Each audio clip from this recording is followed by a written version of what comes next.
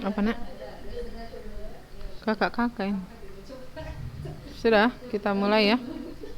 Partisipannya baru sedikit, it's okay. Assalamualaikum warahmatullahi wabarakatuh.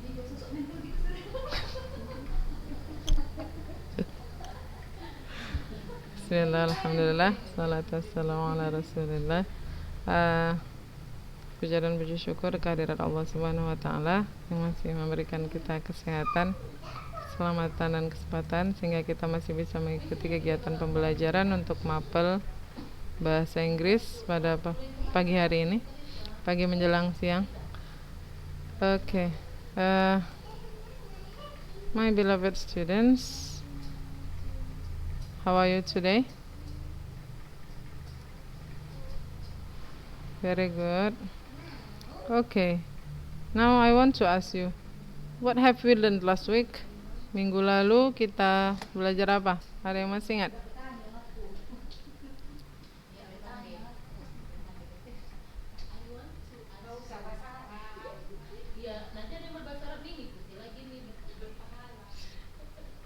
About what? Descriptive text, ya. Oke, ya, kita masih berbicara tentang paragraf atau teks deskriptif. Jadi kita masih berbicara tentang paragraf teks deskriptif. Iya. And now, last week, if I'm not mistaken, I've given you brainstorming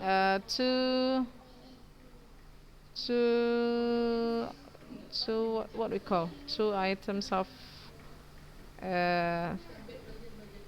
size item ya, apa namanya, soal ya. Ada 2 soal yang saya kasih last week, minggu lalu ya. Kita sudah mengerjakannya bersama-sama. And have I told you about Ustazah sudah kasih tahu tentang passive voice. Ada Ustazah kasih tahu tentang passive voice. Kita mau belajar pasif, kalimat pasif. Ada disebutkan minggu lalu. Kalau kita mau belajar tentang kalimat pasif, have I told you? Udah, ada Ustazah kasih tahu. Ada? This one, ini dia. Itu dia. 5, 5, 5, 6, 5.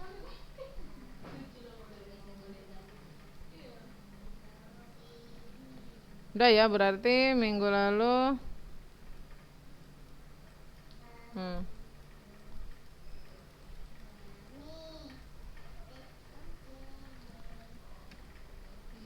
Itu nanti. Oke, ini dia. Ada contoh kalimat. Ada. Can you see this? Bisa kalian lihat ini?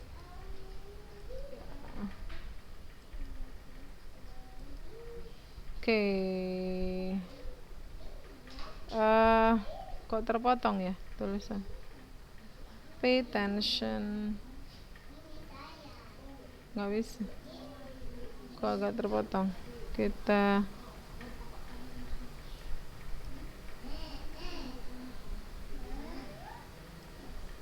ya, sebenarnya tulisan di atasnya pasti voice. Rizka, kita balikkan aja lah, terpotong aja agak di atas ini. Ya.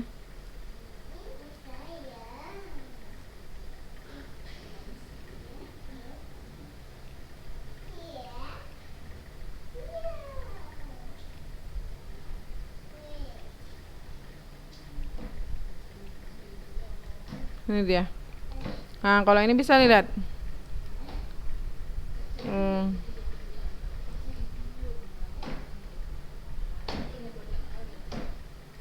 Oke. Kelihatan enggak? Aku agak ke atas gitu, kayak agak ke atas gitu ya. Oke. Aids.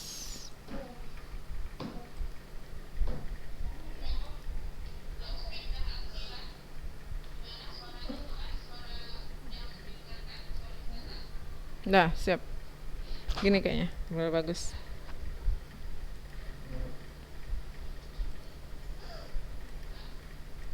Okay. Now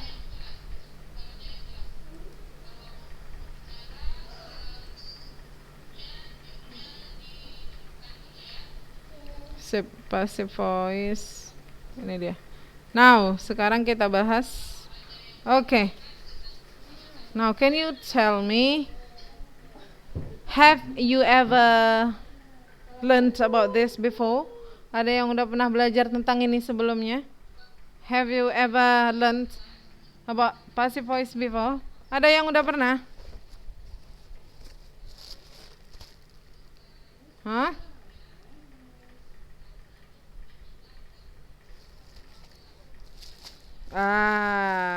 Kita pakai itu memang.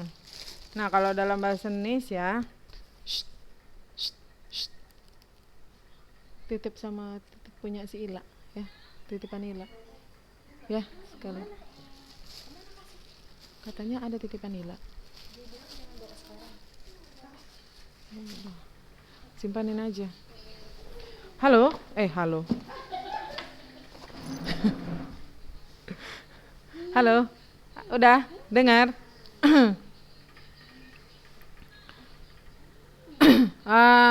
Cok kak, di Ustazah aja lah. Kayak mana caranya? Ini dia. Sip. Oke. Jadi Ustazah dulu yang bicara ya. Now, kalau untuk ini berdasarkan yang kita lihat di sini, nah jadi kalau kita berbicara tentang pasif kan, itu kita juga berbicara tentang apa namanya itu,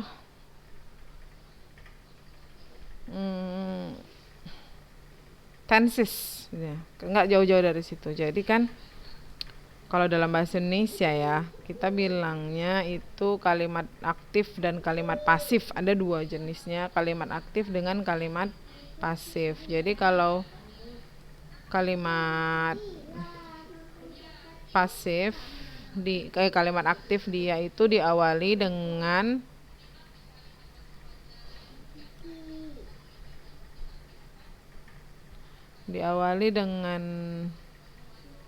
awalan me, ya kan? Kalau dalam bahasa Indonesia, ada yang ingat dalam bahasa Indonesia?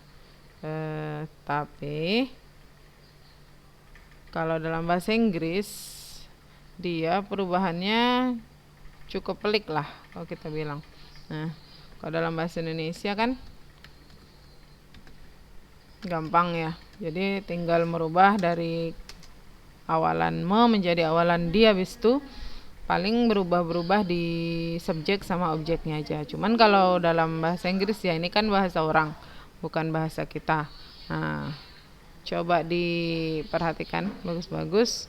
Nah, kalau dalam passive voice dalam bahasa Inggris ya, kakak-kakak kan ini udah SMA ya. Kalau kita bilang belum pernah belajar bahasa Inggris nggak mungkin, ya kan? Nah, kalau pernah belajar bahasa Inggris pasti udah pernah belajar tenses. Nah, paling tidak kalau belajar tenses kalian pasti masih ingat sama yang namanya simple present atau simple past, ya kan? Itu paling sedikit yang kalian pelajari waktu masih di kelas 9 di kelas 7 8 9. Simple present, simple past, present continuous, present perfect atau past continuous. Nah, itu paling enggak itu yang pasti udah pernah kalian pelajari gitu kan. Nah, jadi kalau untuk passive voice ini nanti kita mau belajar bagaimana cara merubah predikat. Nah, karena dia intinya adalah di dalam predikat dalam satu kalimat. Nah, jadi kalau dalam suatu kalimat kan ada subjek ya kan. Kemudian setelah subjek ada predikat ya kan. Predikatnya itu biasa berupa verb. Nah, kita bikinlah secara umum. Ini kita mau bikin rumus passive voice secara umum ya. Kita mau bikin dia passive voice rumusnya secara umum. Jadi biar kalian paham dulu konsepnya bagaimana sebenarnya passive voice itu. Kemudian setelah verb dia masuk objek. Tuh, ini secara umum. Ini untuk kalimat yang aktif. Kalau untuk kalimat yang aktif.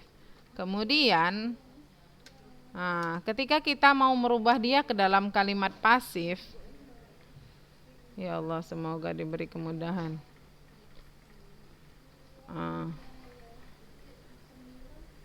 Oh, Rizka,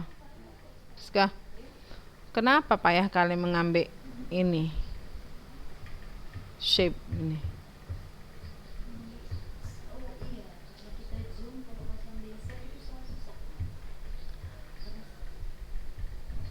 Enggak, biasanya pun payah juga, rekaman pun susah juga. Jadi kayak mana nih kita bikin? Kayak mana ya? Iya kak, kalau sambil menulis nanti payah awak. Tangan awak besar kali ya. Nggak bisa aku megang pulpen sama pakai sarung tangan.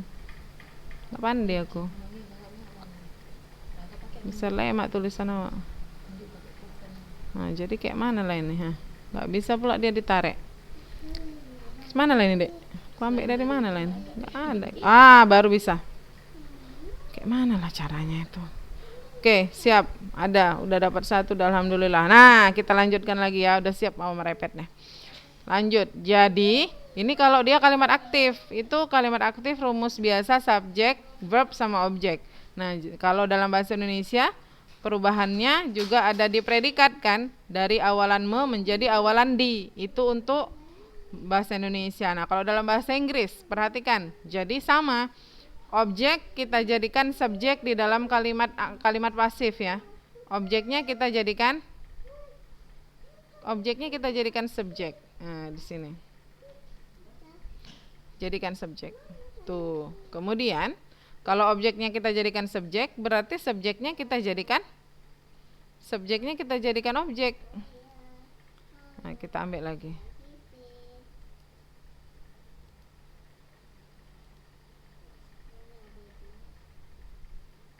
Kayak mana deh caranya tadi? Biar bisa. Udahnya mau dia. Ada merajuk-merajuknya. Jadi kemudian subjeknya kita berubah menjadi objek. Cuman kalau dalam bahasa Indonesia kan kita bilang pakai kata oleh gitu kan. Ibu menanak nasi, itu aja contoh dari dulu. Ibu menanak nasi ditanam oleh ibu, gitu kan. Nah, kalau dalam bahasa Indonesia, bahasa Inggris, olehnya pakai kata by objek gitu. Oh, ini objek ya maksudnya. Objek adalah pelaku maksudnya. Nah, tapi ini kenapa dibikin dalam kurung? Karena dalam bahasa Inggris ketika kita membuat kalimat itu ke dalam kalimat pasif, I don't know, kalau dalam bahasa Indonesia mungkin juga ya. Jadi pelaku itu nggak penting, ngerti maksudnya? Nah, jadi pelaku yang dalam kalimat aktif itu nggak penting. Jadi kita mau letakkan siapa yang melakukannya, kita letakkan atau enggak, it's okay, nggak ada masalah kayak itu. Tapi tergantung juga dari kalimat. Nah, udah ya. Jadi tadi objek menjadi subjek, kemudian subjek menjadi objek tambah by. Nah, what happened to the verb? Apa yang terjadi dengan verbnya? Apa yang terjadi dengan verb? Verbnya kita apain? Verbnya kita apain nggak? Ada yang tahu? Good, betul. Nah, sebelum kita jadikan verb 3, apa yang kita lakukan? Apa yang kita tambahkan di situ? Very good. Kita tambah to be. Itu siapa yang cakap tuh? Siapa yang ngomong? Baby? Baby? Baby yang ngomong ya? Oke. Tambah to be atau be ya kak? To be verb 3 lah ya. To be tambah, kita bikin tambah aja biar jelas. Kemudian verbnya jadi verb 3. Itu, very good. Nah, kakak udah belajar berarti waktu SMP ya? Ya, yang belajar sama saja nggak ada yang tahu ya kan? Yang lain nggak tahu nih, Askania?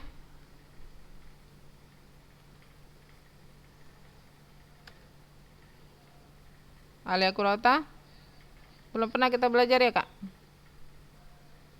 Pernah kan? Pernah? Good. Kelas 9. Oh iya, kita pernah belajar kelas 9, tapi seingat Ustazah tidak maksimal karena kita itu udah daring ya. Iya, betul. Akhir kelas 9 itu karena kita mau belajar report. If I'm not mistaken kan? Ya kan? Karena kita mau belajar report itu.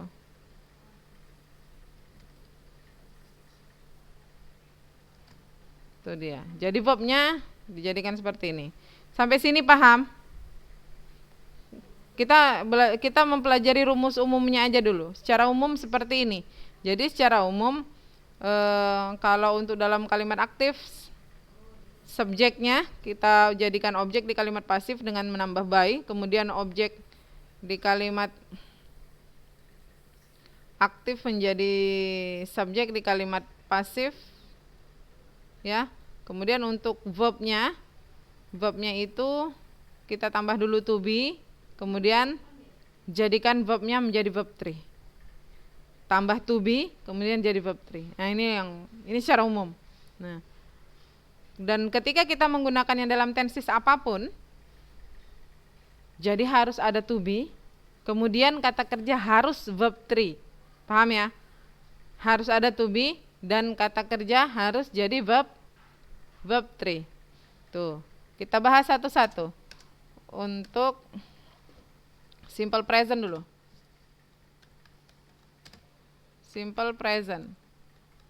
Simple present adalah bentuk waktu untuk menyatakan kegiatan yang dilakukan yang menjadi kebiasaan sehari-hari, kemudian sesuatu yang merupakan kebenaran umum, itu untuk simple present. Kemudian nanti kita mau lihat yang simple past juga, adalah kegiatan yang sudah terjadi pada waktu tertentu di masa yang sudah lewat, di waktu yang sudah lewat. Nah, kalau kita lihat di sini ada simple present, kemudian ada simple past, kemudian ada simple future. Kemudian ada simple future. Nah, kita coba aja dulu karena di situ ada simple future, kita buat aja.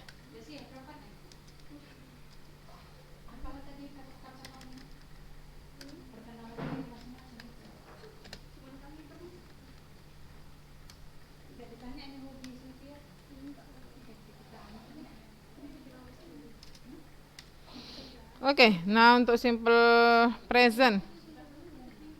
Nah, jadi seperti ini. Dia to be-nya dia tensesnya itu adalah subjek, ya kan? Kemudian ditambah verb 1, ya kan? Verb 1 itu ada yang ditambah s atau is kalau ada yang ingat. Ya, yang orang ketiga tunggal dia. Kemudian ditambah objek atau complement, complement, pelengkap. Itu untuk kalimat aktif. Ini untuk kalimat aktif. Ini rumus untuk kalimat aktif. Nah, ketika kita rubah dia menjadi kalimat pasif, ketika kita rubah mereka menjadi kalimat pasif, objek menjadi subjek, ya. Subjek, kemudian verbnya itu bagaimana caranya? Kalau simple present kan ini verb 1 ya. Ini verb nih. Predikatnya kan verb 1 nih. Ayo, perubahannya bagaimana? Ada yang tahu? Perubahannya bagaimana? Ada yang tahu?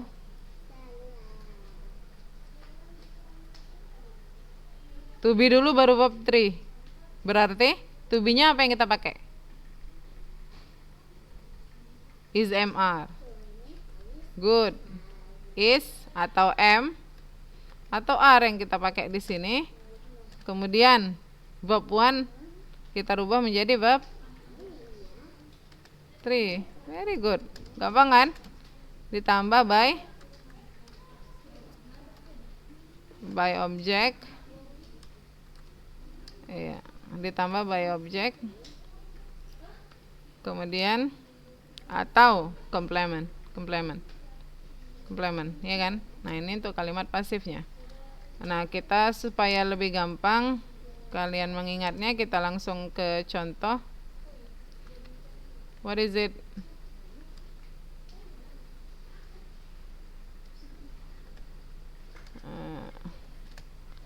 Ada contoh yang di buku.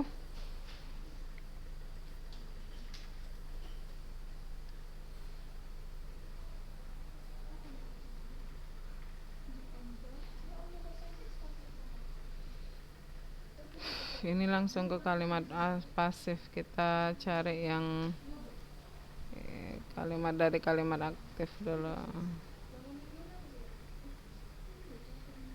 People see peace in family as essential for spiritual growth.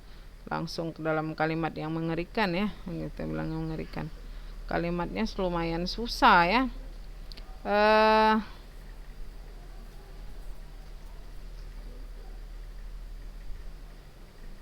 Kita buat aja dulu yang gampang. Nah, buat yang gampang apa kita bikin contohnya?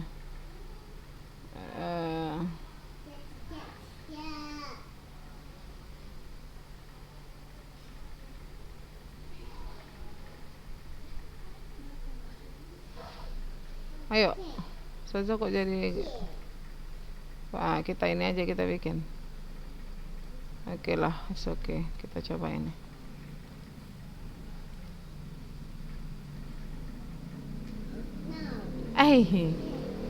Tulisannya kok jadi cakep.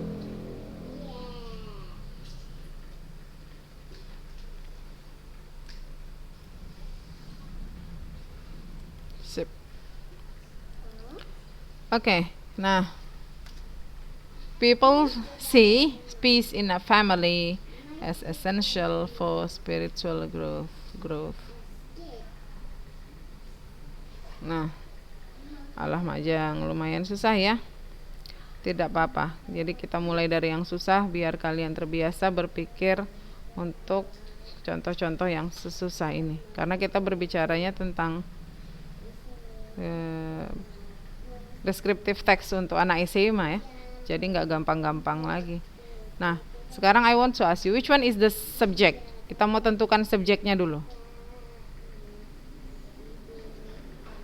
Which one is the subject? Subjeknya yang mana, Kak? People, good. Jadi people ini adalah people dia adalah subjeknya. People adalah subjeknya. And then ininya mana, Kak? Predicate-nya. Kata kerjanya mana? Kata kerja yang mana?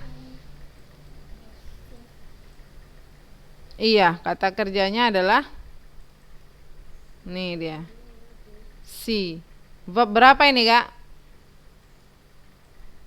Verb 1. Jadi karena dia verb 1 kita tulislah di sini verb kecil besar kali tulisannya. Kita tulislah dia di situ verb 1. Nah, mana objeknya?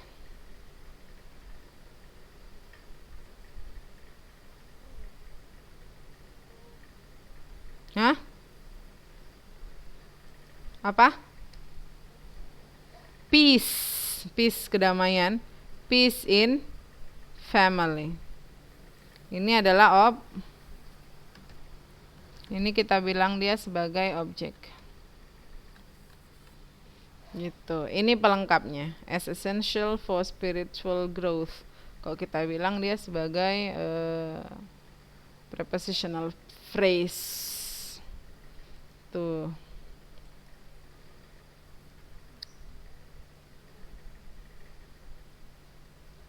Oke. Ini kalimat pasifnya. kita langsung buat sini. Oke, nah jadi kita coba satu-satu. Jadi ketika kita membuatnya ke dalam bentuk pasif, kita letakkan dulu objeknya. Mana tadi objeknya? Ini kita singkirkan dulu. Peace. Kita jangan peace aja. Oh tidak, sampai as essential for spiritual growth ya. Enggak, itu adalah pelengkap. Peace memang iya, betul. Itulah seperti yang Ustazah garis bawahi, kan Ustazah garis bawahi peace in family kan? Ya kan? Nah, itu karena dia dalam satu frase itu, dalam satu frase. Tuh. Jadi kita cari dulu subjeknya. Subjeknya adalah peace in family.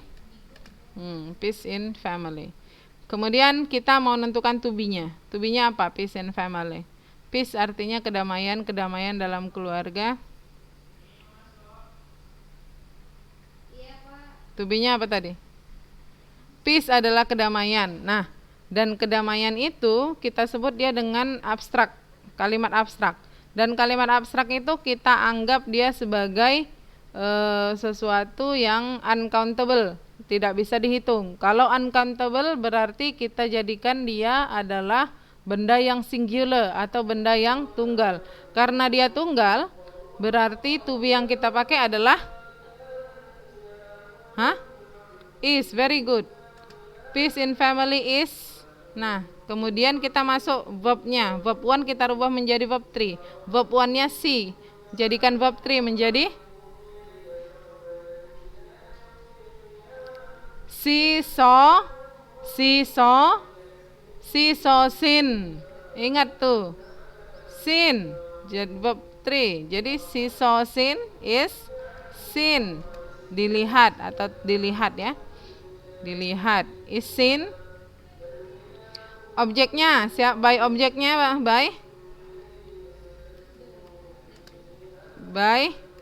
by people. Subjeknya tadi people, kita jadikan objek tambah by, jadi by people. Kemudian sisa kalimatnya adalah as essential for spiritual growth. Gitu dia. Paham sampai sini? Ini dia tadi. Nah, di sini tidak disebut by people-nya, kan? Nah, karena as I told you, karena dia objek di situ by objeknya atau pelaku itu dia tidak penting di situ, tidak perlu untuk disebutkan. Nah, ini contoh pertama. Ini contoh yang pertama. Kita bikin contoh yang selanjutnya coba.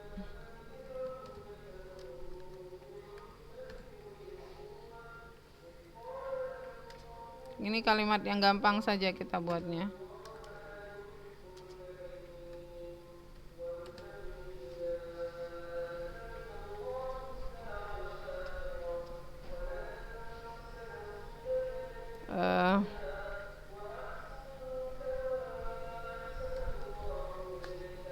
Pakai kata clean ya, pakai kata membersihkan.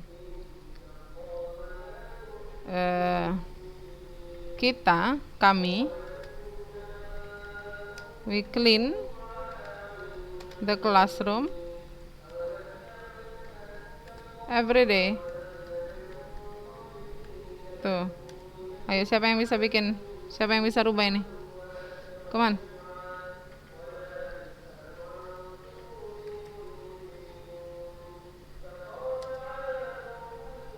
Siapa yang bisa rubah ini? Ayo, raise your hand. Pakai raise hand lah, Kak. Come on.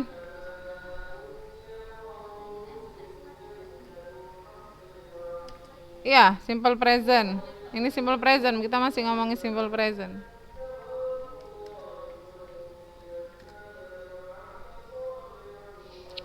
Ayo, ada? Oke, kalau enggak ada, sama-sama aja. We adalah sebagai very good. We sebagai subjek. Verbnya yang mana? Clean, verb berapa? Objeknya